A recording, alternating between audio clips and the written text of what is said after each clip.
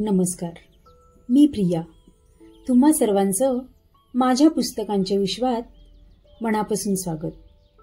आज आपण लेखक जिम कॉर्बेट यांच्या कुमाऊ येथील एक अतिशय रोमांचक अशी नरभक्षक वाघाची शिकारी कथा बघणार आहे. या कथेचे आधीचे भाग ऐकण्यासाठी डिस्क्रिप्शनमध्ये दिलेल्या लिंकवरती क्लिक करून आपण ऐकू शकता. चला तर बघूया पुढची कथा. खास कोयलीच्या रानापलीकडे गेल्यावर रक्ताचा माग थेट डावीकडे वळला होता. तिथून तो तीव्र उतारावर खाली गेला होता. या उतारावर नेचे आणि हिमालयात आढळणाऱ्या विशिष्ट प्रकारच्या बांबूची घनदाट झाडे होती. 100 यार्ड खाली गेल्यानंतर रक्ताचा माग अतिशय अरुंद आणि तीव्र उतार असलेल्या ओहोळाकडे गेला होता.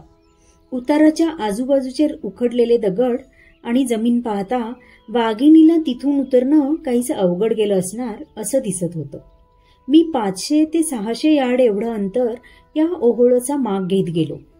पण आम्ही जसजसे पुढे जात होतो तसा माझा साथीदार अधिकाधिक अस्वस्थ व्हायला लागला होता. मला वाघाचा आवाज ऐकू येतोय. तो आपल्या या बाजूला आहे, तो आपल्या त्या बाजूला आहे, तो आपल्या मागे आहे, असं किमान डझनभर वेळा तरी माझा खांदा पकडून घाबरलेल्या आवाजात तो कुजबुजला असेल. आम्ही अर्ध्या डोंगर उतारावर आलो होतो. तिथे मला 30 फूट उंचीचा एक दगड दिसला. एव्हाना त्या माणसाला शक्य असतील त्या सगळ्या दिशांनी नरभक्षक वाघ दिसला होता. त्यामुळे मी त्याला त्या दगडावर चढायला आणि मी परत येईपर्यंत तिथेच बसून राहायला सांगितलं. तो अगदी आनंदाने त्या दगडावर चढला. त्या दगडाच्या टोकावर पोहोचून तिथे तो सुखरूप असल्याची त्याने मला खूण केल्यानंतर मी त्या ओहोळाच्या बाजूने खाली उतरायला सुरुवात केली. त्या 30 फूट दगडाला वळसा घालून तो ओहोळ 100 यार्ड खाली उतरला होता. तिथे तो डाव्या बाजूला असलेल्या एका घडीमध्ये उतरला होता. तो जिथे घडीमध्ये उतरला होता तिथे एक तलाव तयार झाला होता. मी तिथे पोहोचलो तेव्हा मला माझ्या बाजूलाच रक्ताचे डाग दिसले. वाघिणीने या ठिकाणापासून उतरत त्या मुलीचा मृतदेह थेट खाली नेला होता. आता मी तिथे पोहोचल्यामुळे तिच्या खाण्यात व्यत्यय आलेला होता. वाघीण तिथून जाताना तिथल्या चिखलात पंजाचे ठसे उमटले होते. त्यांच्या आसपास हाडांचे छोटे छोटे तुकडे पडलेले होते. चिखलात पंजारूतून तयार झालेल्या ठशांमध्ये हळूहळू पाणी भरत चाललं होतं. मी त्या ओहोळाच्या खाली तलावाजवळ पोहोचलो तसं त्याच्या काठावर असलेल्या एका गोष्टीने माझं लक्ष वेधून घेतलं. ती गोष्ट म्हणजे एका मानवी पायाचा तुकडा होता. मी इतकी वर्ष नरभक्षकांची शिकार करत आलो आहे, पण इतकं दयनीय दृश्य मी कधीच बघितलं नव्हतं. 10 वर्ष किंवा त्याहूनही किंचित कमी वयाच्या अगदी तरुण मुलीचा सुंदर पाय, त्याच्या गुडघ्याखालचा भाग कुऱ्हाडीने कापून टाकला असावा असा, तरीही स्वच्छ. तो जिथून कापला गेला होता तिथून उष्ण रक्त ठिपकत होतं. त्या पायाचं निरीक्षण करत असताना मी त्या वाघिणीला खरं तर विसरूनच गेलो होतो. तिथे धोका असल्याचं मला अचानक जाणवलं. मग मी पटकन माझी रायफल काढली आणि पोझिशन घेतली. माझी दोन्ही बोटं ट्रिगरवर ठेवली. हे सगळं करत असताना मी माझं डोकं वर उचललं आणि पाहिलं तर त्या तलावापलीकडे माझ्यापासून 15 फुटाच्या अंतरावर मातीचा एक मोठा ढलपा गडगडत खाली तलावाच्या काठी आला आणि धप असा आवाज करत तलावात पडला. नरभक्षकाच्या शिकारीतला हा प्रकार माझ्यासाठी नवीनच होता, किंवा मला नरभक्षकाच्या शिकारीत आतापर्यंत ज्या प्रकारच्या आक्रमणाचा अनुभव होता त्यात मी हे पहिल्यांदाच अनुभवत होतो. ताबडतोब सावध होऊन वरच्या दिशेने रायफल रोखण्याच्या तातडीच्या कृतीनेच बहुधा माझा जीव वाचवला होता. कारण माझ्या या हालचालीमुळे माझ्यावर झेप घेण्याचा विचार वाघिणीने ऐन वेळी बदलला असावा आणि त्यामुळेच तिची हालचाल रोखली जाऊन वरच्या काठावरून मातीचा मोठा ढलपा खाली ढकलला गेला असावा. त्यानंतर माझ्यावर झेप न घेता ती तिथेच थांबली किंवा मागे वळून तिथून निघून गेली. वर चढून जाण्यासाठी तलावाच्या पलीकडचा तो भाग फारच दलदलीचा होता. धावत वर चढणे हा त्यावरचा एकच उपाय होता.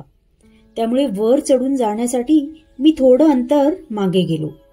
ढांगा टाकत धावत येऊन एका उडीत तो तलाव ओलांडला आणि तसाच धावत बांधावर चढलो. तिथे माझ्या हाताला एक छोटंसं झाड लागलं.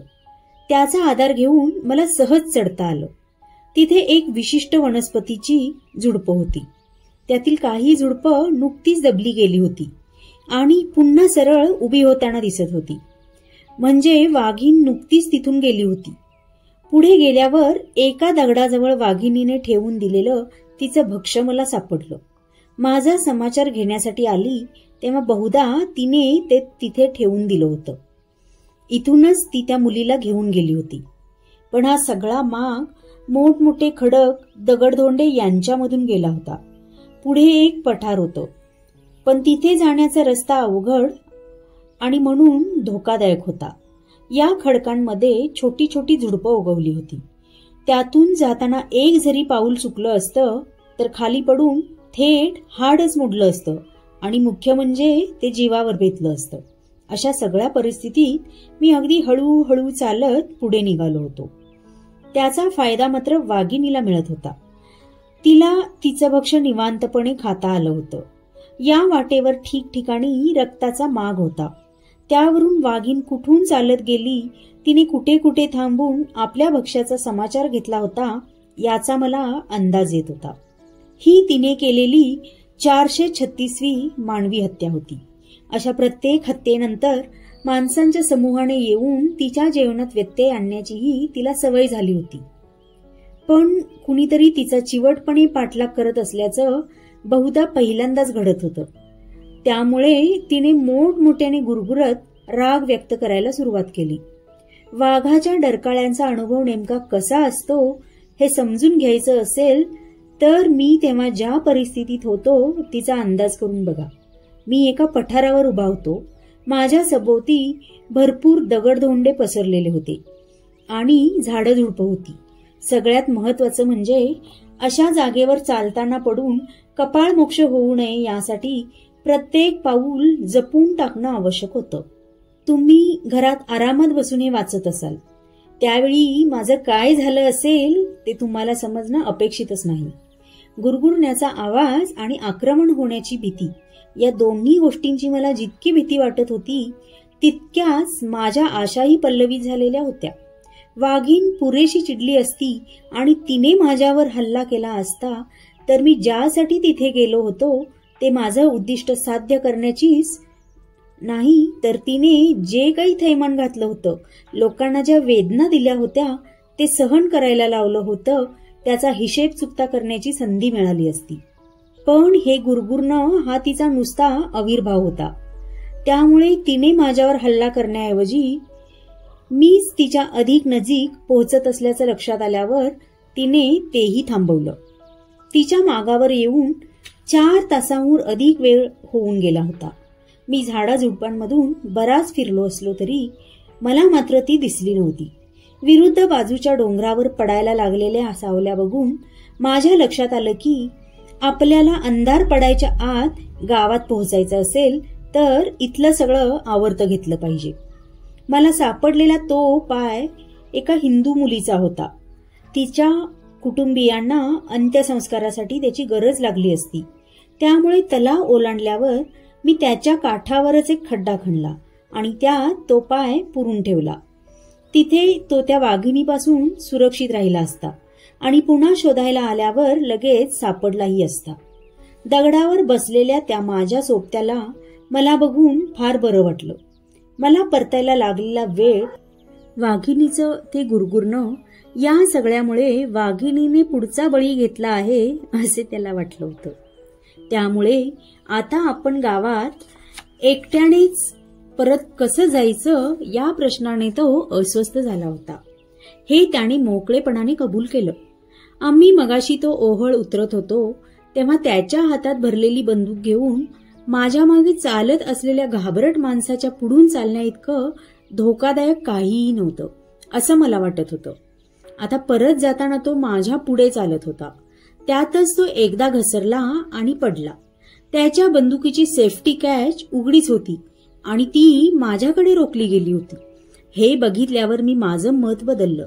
इबोट्सनचा अपवाद वगळता त्या दिवसापासून मी असा कठोर नियम केला की नरभक्षक वाघाच्या शिकारीला मी एकटाच जाईन. बरोबरच्या साथीदाराकडे शस्त्र नसेल तर त्याचंच संरक्षण करणं ही एक जबाबदारी होऊन बसते, आणि त्याच्याकडे शस्त्र असेल तर स्वतःचं संरक्षण करणं ही त्याहून मोठी जबाबदारी होऊन बसते. त्या माणसाने त्याचे बूट लपवून ठेवले होते. तिथे डोंगर माथ्यावर आम्ही पोहोचलो तेव्हा मी तिथेच एका दगडावर बसून सिगरेट ओढत दुसऱ्या दिवशी काय करायचं याबाबत निर्णय घेतला.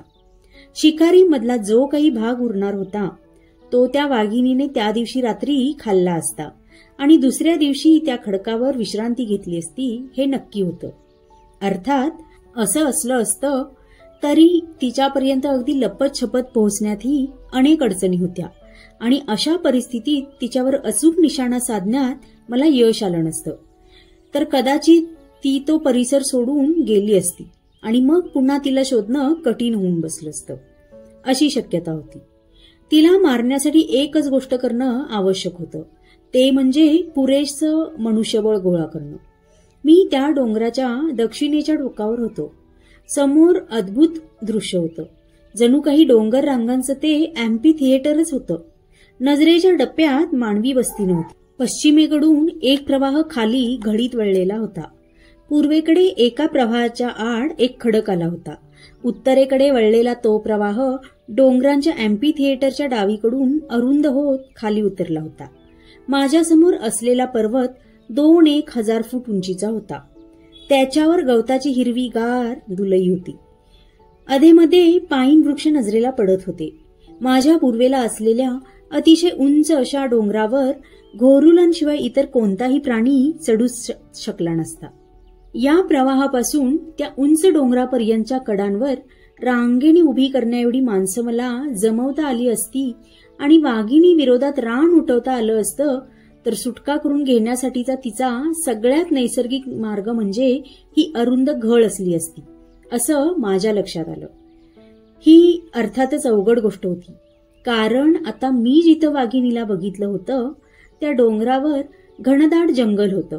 ते 3/3 मैल लांब आणि अर्धा मैल रुंद असा परिसर होता.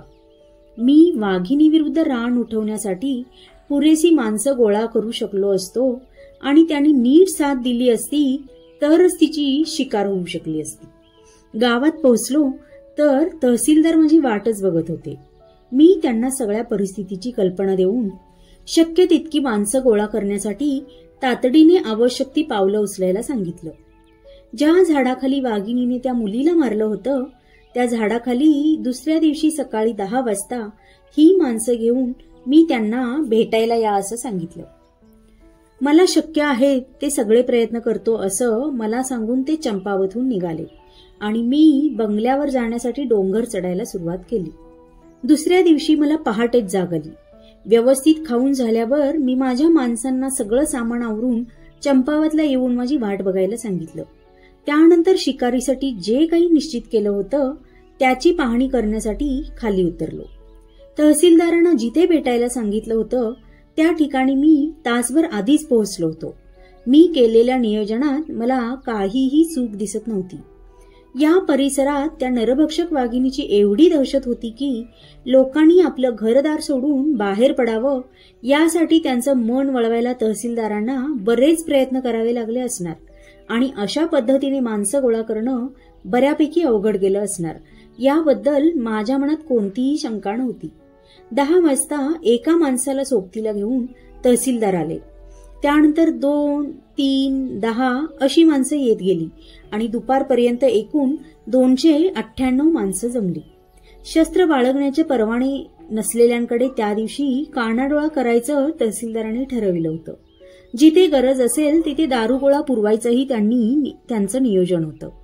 पण गंमत म्हणजे त्यामुळे त्या दिवशी गोळा झालेली शस्त्रास्त्र एखाद्या संग्रहालयात ठेवायच्या लायकीची असल्यागत दिसत होतं. जमलेल्या सगळ्या माणसांना गरजेनुसार दारुगोळा पुरवण्यात आल्यानंतर डोंगरावर जिथे मला त्या मुलीचा परकर सापडला होता तिथे मी त्यांना नेलं. विरुद्ध दिशेच्या डोंगरावरच्या पाईन वृक्षाकडे मी त्यांचं लक्ष वेधलं. वीज पडल्यामुळे वटलेलं बुंद्याची सालं निघालेलं असं ते पाईनचं झाड होतं. मी त्यांना डोंगर कडांवरून रांगेत उभं राहायला सांगितलं. त्या पाईन वृक्षाखालून मी रुमाल हलवल्यानंतर त्यांच्यापैकी शस्त्र असलेल्यांना त्यातून फैरी झाडायच्या होत्या आणि बाकीच्यांना ड्रम वाजवायचा होता. मोठमोठ्याने ओरडून आवाज करायचा होता आणि मोठमोठे दगड खाली ढकलून द्यायचे होते. आणि मी परत येईपर्यंत त्यांच्यापैकी कुणीही कोणत्याही परिस्थितीत जागेवरून हलायचं नव्हतं. जमलेल्या सगळ्यांनी माझ्या सूचना ऐकल्या असल्याची आणि त्यांना त्या समजल्या असल्याची खात्री झाल्यानंतर मी तहसीलदारांबरोबर निघालो. लोकांकडच्या त्या बंदुका फुटण्याची आणि अपघात होण्याची शक्यता असल्यामुळे त्या कुणाहीपेक्षा ते माझ्याबरोबर जास्त सुरक्षित राहिले असते असं त्यांचं म्हणणं होतं. आज आपण इथेच थांबूया. तुम्हाला जर कथा आवडली असेल तर व्हिडिओला लाईक करा, शेअर करा आणि तुम्हाला कथा कशी वाटली हे कमेंट करून नक्की सांगा.